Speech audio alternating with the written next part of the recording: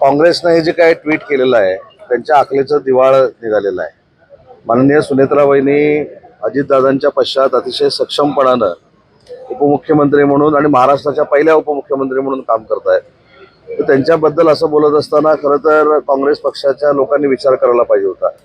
आणि काँग्रेसनं सुनेत्रा वहिनींच्या बाबतीमधली ही भूमिका घेतल्यामुळं त्यांचं महिला भगिनींबद्दलचं महाराष्ट्राचं धोरण देखील आपल्या लक्षात आलं असेल. ते पुन्हा एकदा पुढच्या निवडणुकांमध्ये आमच्या महिला भगिनींनी त्यांना जे काही जागा दाखवायची दाखवतील. न्यायालयामध्ये सध्या सुनावणी सुरू आहे चिन्ह आणि पक्षाबाबत. उद्धव ठाकरेंनी दावा केला की धनुष्यबाण त्यांनाच मिळणार आहे. मी परवा देखील सांगितलं की माननीय शिंदे साहेबांच्या नेतृत्वाखाली जो 4-4.5 वर्षापूर्वी उठाव झाला या संदर्भातले सगळे योग्य ते कागदपत्र आमचे वकील महोदय सुप्रीम कोर्टामध्ये मांडतील, युक्तिवाद करतील आणि त्याच्यानंतर आम्हाला योग्य तो न्याय सर्वोच्च न्यायालय देईल याची आम्हाला पूर्ण खात्री आहे. भाजपाचे नेते चौधरी त्यांची ऑडिओ क्लिप व्हायरल होती. तुमच्याबद्दल तुम्ही त्याच्यामध्ये काही अपशब्द वापरलेले आहेत? कोण चौधरी आहेत कुठले सिंधुदुर्ग? त्याला ओळखतो कोण? ते सिंधुदुर्गातले नाही आहेत.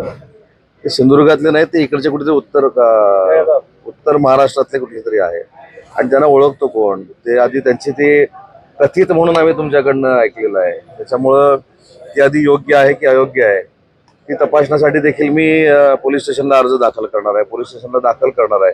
आणि त्या दोघांमधलं जर संवाद खरा असेल तर तरी पत्रकार परिषद घेऊन सांगायला पाहिजे ना. हा कसला खेळ आहे मागणं? हा राजकारणातला जर खरं असेल तर तुम्ही म्हणताय कथित असेल तर प्रश्नच मिटला. त्यांनी आज काहीतरी कोणतं चौधरी आहे त्यांना आज काहीतरी प्रेस कॉन्फरन्स घेऊन सांगितलं की ते AI केलेलं आहे, असं केलेलं आहे, तसं केलेलं आहे. ते सगळं पोलीस आता शोधून काढतील. हा नवीन कुठचा ब्लॅकमेलिंगचा धंदा कोणी काढला आहे हे देखील आपल्याला कळेल. आणि माझ्या बाबतीमध्ये जे काय बोललं गेलेलं आहे, मला 25 वर्ष महाराष्ट्र ओळखतो, माझा मतदारसंघ ओळखतो आणि मी काय असं 2-4 हजार मतांना निवडून नाही आलोय. मी पहिल्या निवडणुकीला 4,500 मतांना निवडून आलो, दुसऱ्या निवडणुकीला 9,000 मतांना निवडून आलो, तिसऱ्या निवडणुकीला मी सुमारे 41,000 मतांना निवडून आलो, चौथ्या निवडणुकीला मी 90,000 मतांना निवडून आलो आणि 5व्या निवडणुकीला सुमारे 50,000 मतांना निवडून आलोय. त्याच्यामुळे माझ्या मतदारसंघातल्या लोकांचा माझ्यावर 100% विश्वास आहे. महाराष्ट्रातल्या जनतेला उदय सामंत काय आहे ते माहिती आहे. त्याच्यामुळे या दोघांच्या जर खरी असेल या दोघांच्या सर्टिफिकेटची मला आवश्यकता नाही.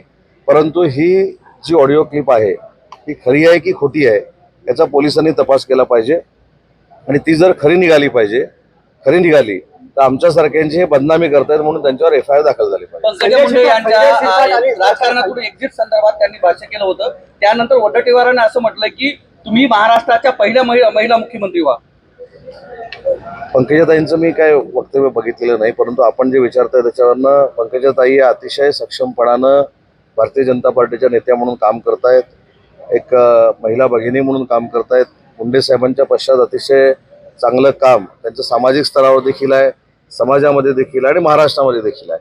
त्याच्यामुळं मला असं वाटतं की त्या जर अशा बोलली असतील तर त्यांना अजूनही महाराष्ट्राला त्यांची आवश्यकता आहे, त्यांच्या राजकारणाची आवश्यकता आहे आणि त्यांच्या व्यक्तिमत्वाची आवश्यकता आहे. संजय शिरसाट बच्चू कडू अभिजित दीक्षेला भेटले आणि त्यावरून भाजपच्या नेत्यांनी नाराजी व्यक्त केली. त्यांचं म्हणणं असं आहे की शिंदे साहेबांनी या नेत्यांना समज द्यावी.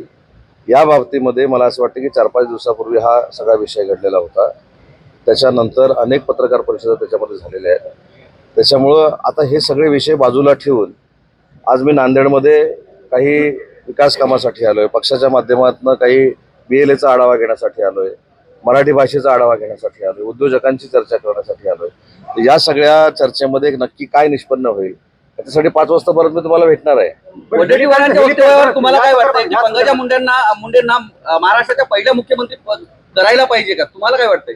पंकजाताईंना मुख्यमंत्री करावं न करावं हा सर्वस्वी भारतीय जनता पार्टीचा अधिकार आहे, भारतीय जनता पार्टीच्या नेतृत्वाचा अधिकार आहे. त्यांच्या पक्षामध्ये मी हस्तक्षेप करणारा कोण आहे? परंतु राजकारणावर तुम्ही जो प्रश्न विचारला की त्यांनी असं वक्तव्य केलं असेल तर मी ऐकलेलं नाही. तर अजूनही महाराष्ट्राला पंकजाताईंच्या म्हणजेच गोपीनाथ मुंडे साहेबांच्या वारशाची आवश्यकता आहे आणि म्हणून असा जर त्यांच्या मनामध्ये कुठे विचार असेल तर तो करू नये. पण शेवटचा प्रश्न, हेली प्लांटचं काय झालं? नंतर पुढे काय प्रक्रियाच नाही. कसलं हेली प्लांट नांदेड लावणार? हेली प्लांटच्या बाबतीमध्ये त्यावेळी पण मी तुम्हाला सांगितलं होतं की तुम्ही हा मला प्रश्न विचारला होता की नांदेडमध्ये हेली प्लांट होणार आहे का? त्यावेळी पण मी असं सांगितलं होतं की मी त्याची तुम्हाला पूर्ण माहिती घेतो आणि त्याच्यानंतर तुम्हाला मी सांगतो. माहिती घेतली त्यावेळी त्याच कंपनीनं फक्त आमच्याकडे इन्क्वायरी केलेली होती आणि इन्क्वायरी करून ती जागा शोधत होती, त्याच्यामध्ये नांदेड असं होतं. तर भविष्यामध्ये तो इथे येणार असेल तर त्याला जे काही लागेल त्या इंडस्ट्रियलिस्टला लागेल ती देण्याची भूमिका उद्योग विभाग म्हणून आमची आहे. निश्चित आहे का पण नांदेडला तुम्हाला आणि म्हणून मी मागच्या वेळी पण माझं उत्तर काढून बघा. अधिवेशन पण झालं साहेब, अधिवेशनात पण हा प्रश्न आला नाही. माझ्या प्रश्नात तुमच्या प्रश्नाचं उत्तर त्यावेळीचं पण तुम्ही काढून बघा की असा प्रोजेक्ट इथं नांदेडमध्ये येतो हे तुम्ही सांगितल्यानंतर मला कळलं असं मी त्यावेळी वक्तव्य केलं होतं आणि त्यावेळी मी तुम्हाला असं सांगितलं होतं, बरोबर ना? पूर्ण खात्री घेऊन सांगतो.